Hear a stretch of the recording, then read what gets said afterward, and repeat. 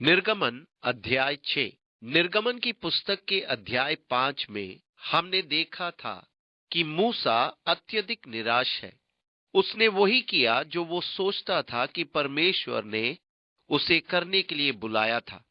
वो फिरौन के पास गया और इस्राएल की संतान को छोड़ देने की मांग की, परंतु उन्हें रिहा कर देने की अपेक्षा फिरौन ने उनका बोझ और बढ़ा दिया और उनके दासत्व को और अधिक कठिन बना दिया। जब इस्राएलियों पर मुसीबतों के पहाड़ टूट पड़े तो वे मूसा पर बरस पड़े। तूने हमें हमारी दशा में ही क्यों नहीं छोड़ दिया? तेरे आने के पहले तक हम पर इतना भारी जुल्म तो नहीं ढाए जा रहे थे।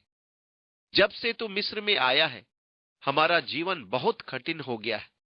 हम तो यही चाहते हैं कि तू हमें भाग्य के भरोसे छोड़ दे। तब मूसा चिंतित हो उठा और अपनी शिकायत लेकर यहोवा के पास गया। हे परमेश्वर, तू मुझसे क्या कराना चाहता था? तूने मुझे यहां क्यों भेजा? तूने तो उन्हें छुड़ाया नहीं, वरन उनकी स्थिति तो बहुत खराब हो गई। ये एक रोचक बात है कि बहुत बार हम ये सोचकर कार्य करने निकल पड़ते हैं कि ये हमारे जीवन के लिए परमेश्वर की इच्छा है, परंतु सब बातें ठीक उस प्रकार से कार्य नहीं करती जैसे कि हमने सोचा था। बल्कि कभी कभी तो सब कुछ अस्त व्यस्त हो जाता है और हम अपनी बुलाहट पर प्रश्न उठाने लगते हैं। परमेश्वर, क्या आपने वास्तव में मुझे इस कार्य के लिए बुलाया है? यदि तूने मुझे इस कार्य के लिए बुलाया है, ये सब अस्त व्यस्त कैसे हो गया? मूसा तो सबसे पहले ही नहीं चाहता था कि फिरौन के पास जाए। उसने कहा, हे प्रभु, कृपा करके किसी और को भेज दे। प्रभु मूसा से रुष्ट हो गया था। तब प्रभु ने जो कुछ कहा, मूसा ने ठीक वही किया, परंतु ऐसा लग रहा था कि जैसा उसने आशा और अपेक्षा की थी वैसे कुछ नहीं हुआ। मेरा ये विश्वास है कि जब हम प्रभु की सेवा में प्रवेश करते हैं, तब शैतान निश्चय ही हमारे विश्वास के समर्पण को चुनौती देता है। शैतान हमारी सेवकाई के आरंभ में हमें निरुत्साह करने के यथासंभव प्रयास करता है। वो परमेश्वर की बुलाहट के प्रति मन में अनेक प्रकार के प्रश्न उत्पन्न करता है। वो आपके जीवन में परमेश्वर के कार्य को चुनौती देता है, विशेष करके तब जब आपकी सेवकाई आत्मा के वरदानों से संबंधित हो। आत्मा के वरदानों को काम में लेने के समय शैतान को चुनौती देना बहुत अच्छा लगता है। उदाहरण, भविष्यवाणी का वरदान। पौलुस ने कहा, जिसका भविष्यवाणी का दान मिला हो वो विश्वास के परिमाण के अनुसार भविष्यवाणी करे। रोमियो 12:6। बहुत बार जब आप विश्वास द्वारा कदम बढ़ाते हैं और परमेश्वर के वचन का प्रचार करते हैं, तब लोग आपको चुनौती देते हैं और आपके मन में प्रश्न उठता है, क्या ये वास्तव में परमेश्वर था जो मुझसे बातें कर रहा था? मूसा भी चुनौती के ऐसे ही स्थान पर था। इस्राएलियों ने उसे और उसकी सेवकाई को चुनौती दी तथा मूसा ने पलटकर परमेश्वर से प्रश्न किया, तूने मुझे क्यों भेजा? स्थिति तो सुधारने की अपेक्षा बिगड़ती ही जा रही है। अतः अध्याय 6 के आरंभ में इस परेशान नबी के लिए परमेश्वर का उत्तर निहित है। तब यहोवा ने मूसा से कहा, अब तू देखेगा कि मैं फिरौन से क्या करूंगा, जिससे वह उनको बरबस निकालेगा। वो तो उन्हें अपने देश से बरबस निकाल देगा। निर्गमन 6:1। मूसा, तूने तो अभी कुछ नहीं देखा है, अब तो देखेगा कि मैं फिरौन के साथ क्या करूंगा, क्योंकि उसने कठोरता दिखाई है। वो उन्हें जाने ही नहीं देगा, वरन उन्हें खदेड़ कर बाहर निकालेगा। जब वे जाने लगे, तब वो उन्हें देख प्रसन्न होगा कि वे जा रहे हैं। और परमेश्वर ने मूसा से कहा कि मैं यहोवा हूं। निर्गमन 6:2। हम कितनी बार भूल जाते हैं कि प्रभु ही परमेश्वर है। कई बार हम सोचते हैं कि नियंत्रण हमारे हाथ में है और हमें परिस्थिति को अपने नियंत्रण में रखना है। हम लोग भूल जाते हैं कि कमान परमेश्वर के हाथ में है। हम इस प्रकार आदेश देने लगते हैं जैसे परमेश्वर कठपुतली है या रोबोट है। परमेश्वर ने उनसे कहा, रुको, मैं यहोवा हूं। किसके हाथ में नियंत्रण है? कौन सब बातों में अगुवाई करता है? कौन सब बातों का संचालन करता है? मूसा, मैं यहोवा हूं। कई बार ऐसा होता है कि हम परमेश्वर से उसका स्थान ले लेने का प्रयास करते हैं। अतः उसके लिए ये आवश्यक हो जाता है कि वो हमें अपनी हस्ती का स्मरण कराए। हमारे लिए ये एक संकट बना रहता है कि हम भूल जाएं वो कौन है। इसका मुख्य कारण है कि हम में अपने आप को या मनुष्य को बड़ा बनाने की प्रवृत्ति होती है, जिसके अभिभूत हम भूल जाते हैं कि परमेश्वर यहोवा है। जब हम भूल जाते हैं कि परमेश्वर यहोवा है, तब हम उस श्रेणी में आ जाते हैं जिसका उल्लेख पौलुस ने रोमियो को लिखे पत्र के पहले अध्याय में किया है। इस कारण कि परमेश्वर को जानने पर भी उन्होंने परमेश्वर के योग्य बड़ाई और धन्यवाद न किया। रोमियो 1:21। उन्होंने अपने जीवन को अपने ही नियंत्रण में रखना आरंभ कर दिया था। वे ऐसे जीवन व्यतीत कर रहे थे जैसे परमेश्वर उनका दास हो, न कि वे परमेश्वर के दास। अतः ये अति आवश्यक है कि हमें स्मरण दिलाया जाए कि परमेश्वर ही प्रभु है, वरन वो सर्वशक्तिमान एवं सर्वज्ञानी और महिमामय भी है। कई बार हम अपनी समस्या को देखते हैं, वे बहुत बड़ी और भारी प्रतीत होती है। अपने सामने समस्याओं के इस पहाड़ को देखता हूं और सोचता हूं, इस पहाड़ को कोई भी हटा नहीं सकता। मैं हतोत्साह हो जाता हूं क्योंकि वो पहाड़ बहुत बड़ा दिखाई देता है और मैं डर कर परमेश्वर के सन्मुख आता हूं। प्रायः होता यह है कि हम परमेश्वर से निवेदन करना भी नहीं चाहते क्योंकि ये पहाड़ बहुत बड़ा प्रतीत होता है। इस पहाड़ को हटा देना आपके लिए निश्चय ही असंभव है।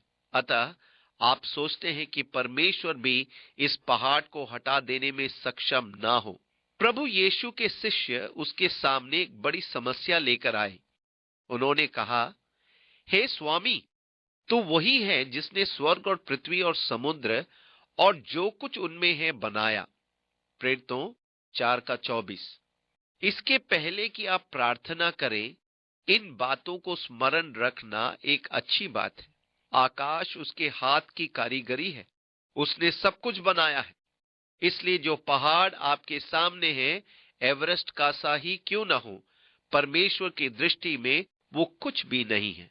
अगली बार जब आप सोचें कि आपके सामने जो पहाड़ है वो इतना बड़ा है कि परमेश्वर के लिए उसे हटाना मुश्किल हो, मैं आपको सलाह दूंगा, रात्रि के अंतिम पहर 3-4 बजे उठकर आकाश में सितारों को देखें। तो कुछ सितारे ऐसे हैं जो बहुत दूर होने के कारण छोटे तो दिखते हैं, परंतु वास्तव में हमारे सूर्य से बहुत बड़े हैं। मैं विश्वास के साथ आपसे कह सकता हूं, आदि में तूने पृथ्वी की नींव डाली और आकाश तेरे हाथों का बनाया हुआ है। भजन 102:25 पद। भजन के इस पद पर मनन करते ही मेरी सब समस्याएं छोटी दिखाई लगने लगती है और समस्याओं का वो पहाड़ अब इतना बड़ा नहीं दिखता। परमेश्वर ने मूसा से कहा, मैं यहोवा हूं। कितनी बार हम परेशान हो जाते हैं, तब परमेश्वर कहता है, रुक, देख, मैं यहोवा हूं, नियंत्रण मेरे ही हाथ में है। हमें ये सदा स्मरण रखना है। कैसी शांतिदायक बात कि परमेश्वर ही यहोवा है और नियंत्रण उसके हाथ में है। मैं सर्वशक्तिमान ईश्वर एल शदाई के नाम से इब्राहिम, इसहाक और याकूब को दर्शन देता था, परंतु यहोवा के नाम से मैं उन पर प्रकट न हुआ। निर्गमन 6:3। अब एक भाव में यहोवा शब्द का अर्थ है एक बनना। वास्तव में इब्राहिम ने यहोवा इरे शब्दों का उपयोग किया था। जब उसके बेटे ने मोरिया पर्वत पर जाते समय पूछा था, अब्बा, बलिदान कहाँ है? इब्राहिम ने कहा, यहोवा इरे, प्रभु उपाय करेगा। उत्पत्ति 22:8। परंतु तब भी प्रभु कह रहा है, अभी तक मैं अपने नाम यहोवा से जाना नहीं गया। दूसरे शब्दों में वे परमेश्वर को उस व्यक्तिगत रूप में नहीं जानते थे जिसमें मूसा जानता था। वे उसे सर्वशक्तिमान परमेश्वर, आकाश और पृथ्वी का सृष्टिकर्ता ही जानते थे। आप में से बहुत से उसे सर्वशक्तिमान परमेश्वर, आकाश और पृथ्वी के सृष्टिकर्ता के रूप में जानते हो। जब कभी मैं किसी को प्रार्थना आरंभ करते सुनता हूं, हे सर्वशक्तिमान परमेश्वर, जगत के सृष्टिकर्ता, मैं सोचने लगता हूं कि उनका उसके साथ अति निकट का संबंध नहीं है। जब कोई आकर कहता है, पिताजी मैं वास्तव में संकट में हूं, तब महसूस करता हूं, ओह, पिता के साथ उनका कितना खुला रिश्ता है। एक बार मैं कुछ इटली वासियों के साथ प्रार्थना सभा में था। उन्होंने प्रार्थना का आरंभ इस प्रकार किया, ओह पापा। मैं एक क्षण के लिए चौंक उठा और सोचा, अरे ये तो परमेश्वर का नाम बिगाड़ रहे हैं। मुझे बाद में पता चला कि इटली की भाषा में पापा का अर्थ होता है पिताजी। मैंने कहा, अति सुंदर, मुझे बहुत पसंद है। पापा, तेरा बच्चा परेशानी में है, मुझे सहायता की आवश्यकता है। ये उत्तम बात है कि परमेश्वर के साथ निकट एवं घनिष्ठ रिश्ता बनाया जाए, उसे यहोवा के नाम से जाना जाए, जिसका अर्थ है वो मेरे लिए मेरी आवश्यकता की पूर्ति बन जाता है। इस्राएली वंशियों ने परमेश्वर की उस परिपूर्णता को जो वो उनके लिए बन जाना चाहता था, उसे वास्तव में अपनाया नहीं था। उनके लिए परमेश्वर बहुत दूर एक बहुत बड़ी शक्तिशाली सर्वसामर्थी शक्ति सृष्टि करता था। यद्यपि वे परमेश्वर को व्यक्तिगत रूप से जानते थे, उन दोनों के बीच की दूरी ऐसी थी जैसे सीमित और असीमित के मध्य। परंतु अब परमेश्वर मनुष्य के निकट आ रहा था। उसने कहा, उन्होंने मुझे यहोवा से नहीं जाना है, तू मुझे अधिक निकट और घनिष्ठ संबंधों में जानेगा। परमेश्वर आपके साथ अधिक निकट और अति घनिष्ठ संबंध स्थापित करना चाहता है। इस कारण उसने अपने इकलौते पुत्र भेज दिया। क्यों? क्योंकि आप परमेश्वर से ऐसा घनिष्ठ संबंध बना सके जैसा पिता और पुत्र के बीच होता है, जिससे कि आप उसकी उपस्थिति में आने का साहस कर सके और आप अपनी आवश्यकता के समय उसकी दया को पा सके। कभी कभी लोग मेरे दफ्तर में मुझसे मिलने आते हैं तो मुझे हंसी आ जाती है। वे इतना अधिक घबरा जाते हैं कि वे भूल जाते हैं कि वो किस काम से आए थे। मुझे बड़ा विचित्र सा लगता है, क्योंकि मैं कुछ भी नहीं हूं और मैं जानता हूं कि मैं कुछ भी नहीं। परमेश्वर ने मेरे जीवन के द्वारा जो किया है, लोग उसका सम्मान करते हैं। इसका अर्थ ये नहीं कि मैं एक बड़ा आदमी बन गया हूं। मुझ जैसे व्यक्ति को चुनकर उसके द्वारा कोई कार्य करना परमेश्वर की महिमा है, उसका अनुग्रह और प्रेम है। इससे प्रकट होता है कि परमेश्वर कैसा महान है। तो भी कभी कभी लोग बड़े सम्मान पूर्वक कहते हैं, ओह चक, जैसे कि मानो कोई बहुत बड़ा आदमी है, जो वास्तव में है ही नहीं। आपको ऐसा करने की आवश्यकता नहीं है। आप में ऐसी भावना नहीं आना चाहिए। मेरे नाती पोते तो ऐसे नहीं हैं। वे तो तूफान के समान मेरे कार्यालय में आ धमकते हैं। वे इस बात की चिंता नहीं करते कि मैं किसी के साथ परामर्श कर रहा हूं या अन्य किसी विशेष कार्य में व्यस्त हूं। वे आकर मेरे काम में विघ्न डाल देते हैं और कहते हैं, दादाजी मुझे आइसक्रीम चाहिए। उन्हें निश्चय ही प्राथमिकता मिलती है, क्योंकि हमारे संबंध ऐसे घनिष्ठ है। परमेश्वर चाहता है कि आप उसके साथ एक स्वच्छ और मनोहर संबंध बनाएं। वो तो चाहता है कि आपके पास ऐसी स्वतंत्रता हो कि आप किसी भी समय छोटी सी छोटी बात को लेकर उसके पास आए। वो ऐसे ही संबंध बनाना चाहता है। इस कारण परमेश्वर ने भावना व्यक्त की, देख, वे मुझे सर्वशक्तिमान परमेश्वर के नाम से जानते हैं। मैंने स्वयं को उन पर प्रकट किया है। उन्होंने मुझे सर्वशक्तिमान परमेश्वर के नाम से तो जाना है, परंतु वे अभी तक उस घनिष्ठ रिश्ते को नहीं जानते जिसे मैं चाहता हूं कि तू और मेरे लोग व्यक्तिगत अनुभव द्वारा जाने। मैं तुम्हारी चौकसी करता हूं और तुम्हारी चिंता करता हूं और तुम्हारे लिए मेज लगाता हूं। और मैंने उनके साथ अपनी वाचा दृढ़ की है, अर्थात कनान देश जिसमें वे परदेशी होकर रहते थे, उसे उन्हें दे दूं। इस्राएली जिन्हें मिस्री लोग दासत्व में रखते हैं, उनका कराना भी सुनकर मैंने अपनी वचन को स्मरण किया है। निर्गमन 6, 4 और 5 पद। अब सबसे पहले परमेश्वर स्वयं को मूसा के सामने प्रमाणित कर रहा है। मैंने उनके साथ अपनी वाचा स्थापित की है। मैं जानता हूं, मैंने सुना है और मुझे अपनी वाचा स्मरण हुई है। कभी कभी विलंब के कारण हमें ऐसा प्रतीत होता है कि परमेश्वर अपनी प्रतिज्ञाएं भूल गया है। बाइबल कहती है कि अंतिम दिनों में हंसी ठट्टा करने वाले आएंगे और कहेंगे, उसके आने की प्रतिज्ञा कहां गई? अर्थात यीशु मसीह के आने की प्रतिज्ञा कहां गई? दूसरा पत्रस 3, 3 और 4 पद। समय में विलंब हो जाने के कारण मनुष्य ठट्टा करेंगे, परंतु प्रभु अपनी प्रतिज्ञा के विषय में देर नहीं करता, जैसी देर कुछ लोग समझते हैं, पर तुम्हारे विषय में धीरज धरता है और नहीं चाहता है कि कोई नष्ट हो, वरन ये कि सबको मन फिराव का अवसर मिले। दूसरा पत्रस 3 का 9। इस कारण परमेश्वर ने कहा, तू इस्राएलियों से कहे कि मैं यहोवा हूं और तुमको मिस्रियों के बोझों के नीचे से निकालूंगा और उनके दासत्व से तुमको छुड़ाऊंगा और अपनी भुजा बढ़ाकर और भारी दंड देकर तुम्हें छुड़ा लूंगा और मैं तुमको अपनी प्रजा बनाने के लिए अपना लूंगा और मैं तुम्हारा परमेश्वर ठहरूंगा और तुम जान लोगे कि मैं तुम्हारा परमेश्वर यहोवा हूं, जो तुम्हें मिस्रियों के बोझों के नीचे से निकाल ले आया। और जिस देश के देने की शपथ मैंने इब्राहिम, इसहाक और याकूब से खाई थी, उसी में मैं तुम्हें पहुंचाकर उसे तुम्हारा भाग कर दूंगा। मैं तो यहोवा हूं।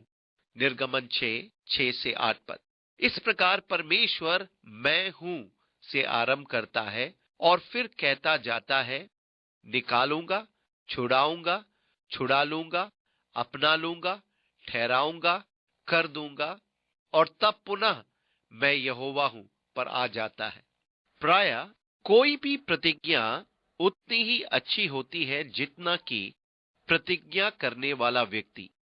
बहुत से लोगों ने बहुत सी प्रतिज्ञाएं की है, परंतु मैं उन पर ध्यान नहीं देता। जब मैं बालक था, तब एक दिन हमारे दरवाजे पर दस्तक दी गई। मेरे माता पिता ने जाकर दरवाजा खोला। जो व्यक्ति द्वार पर था, उसने अपना परिचय दिया कि वो पिताजी की ओर से हमारा रिश्ते का भाई प्रिंगल था। वो अंदर आ गया। ओह चार्ल्स, ये तुम्हारा परिवार है। बहुत अच्छा, बहुत सुंदर। उसने हम सब बच्चों को प्यार किया। उसने मुझे घूर कर देखा और कहा, बेटा सिगरेट मत पीना। यदि तुम अपनी 21 की आयु तक सिगरेट नहीं पियोगे तो मैं तुम्हें सोने की घड़ी दूंगा। मुझे लगा ये कैसी विचित्र बात कर रहा है, क्योंकि वो स्वयं सिगरेट पीता था। मैंने 21 वर्ष तो क्या, आज तक कभी सिगरेट नहीं पी। उसके जाने के बाद मैंने उसे कभी नहीं देखा, ना सोने की घड़ी को। मेरे कहने का अर्थ यह है कि कुछ प्रतिज्ञाएं ऐसी होती है जिन्हें आप गंभीरता से नहीं ले सकते। जब परमेश्वर प्रतिज्ञा करता है और यहां वो ये कहता है, मैं यहोवा हूं और मैं करूंगा। यहां 7 बार परमेश्वर कहता है, मैं करूंगा, अर्थात वे कार्य जो परमेश्वर अपने लोगों के लिए आवश्यक करेगा। इस्राएल का इतिहास अपने आप में अनोखा है, जिसमें परमेश्वर की संतान दासत्व से निकालकर लाल समुद्र से होकर बपतिस्मा, जंगल में परमेश्वर के साथ नए संबंध में आती है। पुराना जीवन और पुराना मनुष्यत्व की मृत्यु, तदोपरांत प्रतिज्ञा के देश में समृद्धि और परिपूर्णता का जीवन। परमेश्वर द्वारा इस्राएल को दी गई इन प्रतिज्ञाओं को हम अपने जीवन में परमेश्वर की प्रतिज्ञाएं मानकर अपना सकते हैं। तुमको मिस्रियों के बोझों के नीचे से निकालूंगा और उनके दासत्व से तुमको छुड़ाऊंगा, शरीर और पुराने की चाल से।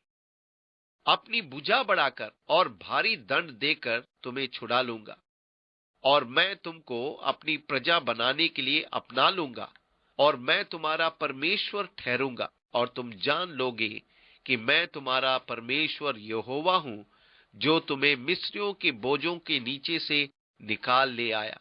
और जिस देश के देने की शपथ मैंने इब्राहिम, इसहाक और याकूब से खाई थी, उसी में मैं तुम्हें पहुंचाकर उसे तुम्हारा भाग कर दूंगा।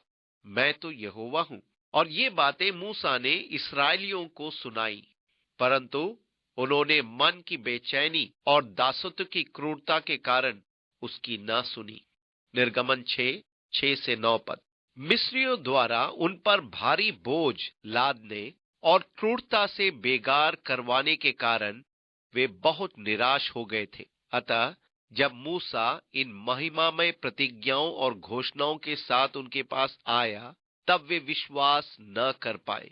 तब यहोवा ने मूसा से कहा, तू जाकर मिस्र के राजा फिरौन से कह कि इस्राएलियों को अपने देश में से निकल जाने दे। और मूसा ने यहोवा से कहा, देख, इस्राएलियों ने मेरी नहीं सुनी। फिर फरोन मुझ बद्दे बोलने वाले, मूल में खतना रहित होठ वाले की क्यों कर सुनेगा। निर्गमन 6:10 से 12 पद।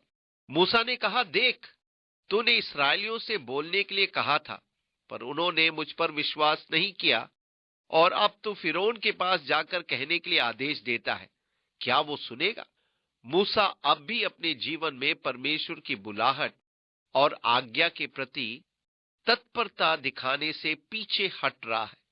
और यहोवा ने मूसा और हारून को इस्राएलियों और मिस्र के राजा फिरौन के लिए इस अभिप्राय से आज्ञा दी कि वे इस्राएलियों को मिस्र देश से निकाल ले जाएं। निर्गमन 6:13 पद 14 से 19 में याकूब के पुत्रों की संक्षिप्त वंशावली दी गई है। लेवी के पुत्रों की वंशावली देते समय वो मूसा और हारून तक आ जाता है। अमराम ने अपनी फूफी योकबेद को ब्याह लिया और उससे हारून और मूसा उत्पन्न हुए, और अमराम की पूरी अवस्था 137 वर्ष की हुई। निर्गमन 6:20। अब हम सीधे पद 26 में चलते हैं। हारून और मूसा यही है जिनको यहोवा ने ये आज्ञा दी, इस्राएलियों को दल दल करके उनके जतों के अनुसार मिस्र देश से निकाल ले आओ। ये वही मूसा और हारून हैं जिन्होंने मिस्र के राजा फिरौन से कहा कि हम इस्राएलियों को मिस्र से निकाल ले जाएंगे। निर्गमन 6:26 और 27 पद। इस प्रकार हमने देखा कि मूसा और हारून को लेवी की वंशावली में बताया गया ताकि हमें उनकी पृष्ठभूमि का ज्ञान हो सके। जब यहोवा ने मिस्र देश में मूसा से ये बात कही, मैं यहोवा हूं, इसलिए जो कुछ मैं तुझसे कहूंगा वो सब मिस्र के राजा फिरौन से कहना। और मूसा ने यहोवा को उत्तर दिया, मैं तो बोलने में बद्दा हूं, खतना रहित होठ वाला, और फिरौन कैसे मेरी सुनेगा। निर्गमन 6:28 से 30। अब ये वृत्तांत पद 12 और 13 का दोहराया जाना है। बीच में वंशावलियों को दर्शाने के बाद वो फिर से मुख्य कहानी पर आ जाता है।